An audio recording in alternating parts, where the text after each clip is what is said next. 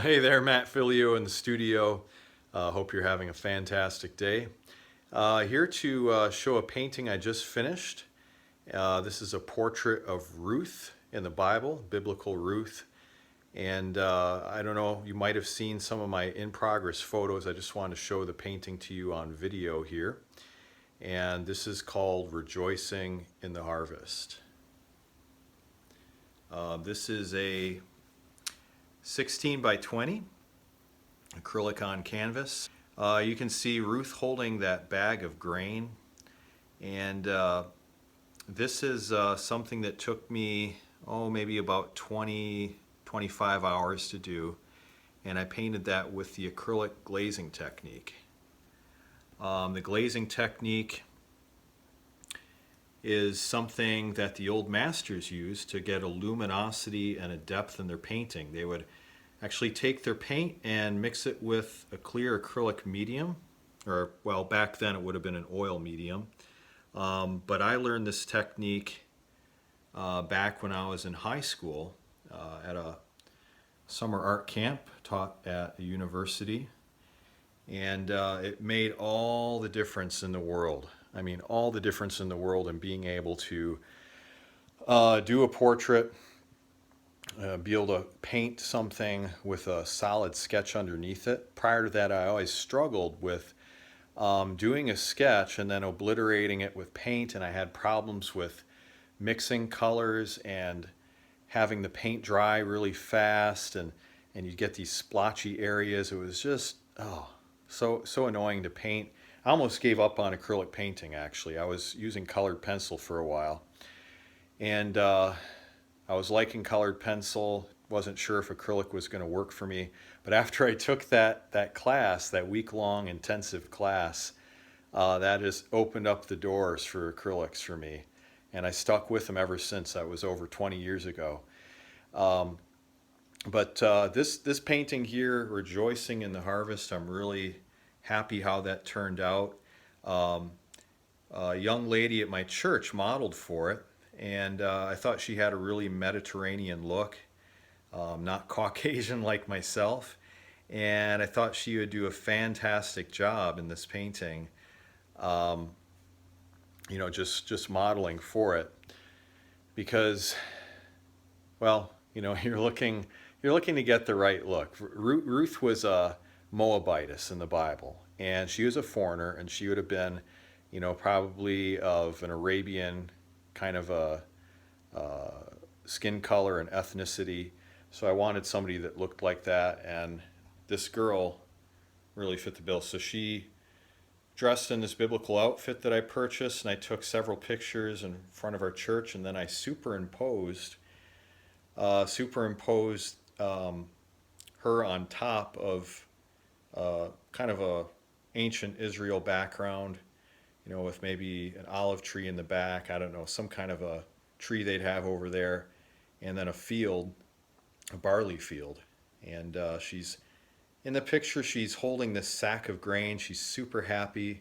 You can see the joy just exuding from her face. And in the story, she I don't know if you've ever read the story of Ruth, but basically there was a woman named Ruth and then Naomi, and Ruth was the daughter-in-law to Naomi, and Ruth had a husband who died, and he was obviously pretty young, and of course she was young, and left her then as a widow. And Naomi said, "Why don't you go back to your own country?" Because she is a foreigner. All right, she was a Moabitess. She was from the country of Moab, and of course, ancient Israel and Moab, they were enemies. They were just two different countries neighboring, and they had different customs and practices. But nevertheless, Ruth, a Moabitess, was married to an Israelite man. And like I said, he passed away. And Naomi said, "Hey, why don't you go back to your own people? Maybe they can take care of you there." Because in those times, they didn't have welfare and safety nets like we have now. So if a woman lost her husband. She is in dire financial straits. I mean, she wasn't able to get a job. She needed a man to support her back in those days. And so that's what Naomi said. Her mother-in-law said, hey, go back to your own country. But Ruth said, no, I want to stay with you. I want to stay with you. I want your people to be my people. Your God will be my God. And she decided to stay on to help Naomi.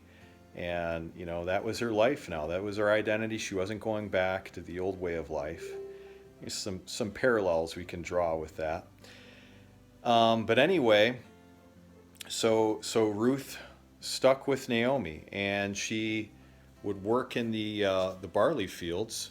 They happened to find a barley field owned by a man named Boaz. And back in those times, in ancient Israel, poor people were allowed to pick up, to glean, whatever barley or grain was left behind from the harvesters. If the harvesters, were favorable towards the people, they might leave extra grain. And Boaz saw this hard-working gal named Ruth, and he really liked her. Probably thought she was pretty, but he also saw that she was hardworking, and she was taking care of her mother-in-law, and he thought that's very noble of her to do that. And so he said to the workers in the field, leave a little extra barley for her, and don't treat her harshly. And so she was treated with favor. And one night, Naomi instructed Ruth to go to Boaz, because Boaz was what they called a kinsman redeemer. And a kinsman redeemer was somebody that was close in the lineage of the deceased husband that could then marry the widow and basically keep the family line going. And Boaz was related then, distantly, but he was related to Naomi's husband, her late husband, and Ruth's late husband, rather. And Naomi said to Ruth, hey, why don't you go down to the threshing floor, okay, because it was harvest time, and they'd thresh the grain, separate the wheat from the chaff, or the barley from the chaff, get the good stuff out and separate the husks. And anyhow, she said, why don't you go down there to the threshing floor at night and let Boaz know that he's your kinsman redeemer, and basically ask him to marry you. I mean, in so many words. Obviously, Boaz would be the one to, actually offer and pledge himself in marriage, but she was to put herself in a position where he knew what was up, and that it was his duty to fulfill, his role as a kinsman redeemer. And so she did that. She prettied herself up, and she went down to the threshing floor, and she let him know, at night what was going on. And Boaz said, yeah, I will do that. I will be your kinsman redeemer, except there is some man who is closer than I am as far as in relationship to your deceased husband. But if he is not willing to be your kinsman redeemer, I'll do it. And he gave Ruth a big sack of grain. And I think she is super, super happy about that provision from God, and both a potential husband, a kind man, a wealthy man, somebody that could take care of her, and her mother-in-law. And, he blessed her with food that she needed. And so they eventually did get married, and Ruth and Boaz had a son named Obed. And then Obed had a son named Jesse. And Jesse had a son named David. And this is the same David that threw the stone at Goliath and became famous for slaying Goliath and being arguably the greatest king of Israel. I think that's not something people will debate. The greatest king of Israel. And of course, down the line, David had a son who had a son and had a son had a son. And eventually, there came Jesus. All right? Jesus was born of a human mother. And So Jesus can trace his lineage back to King David, and that's why he was called Son of David. So I think that's just fantastic that this foreign young lady named Ruth, a Moabitist, an outcast, a foreigner, worked hard, trusted in God, was willing to forsake um, what she knew, and God blessed her for that. She was willing to repent in a sense and just turn her back on her past and to walk a new life, walk with the people of God, identify with Israel's God, the true God.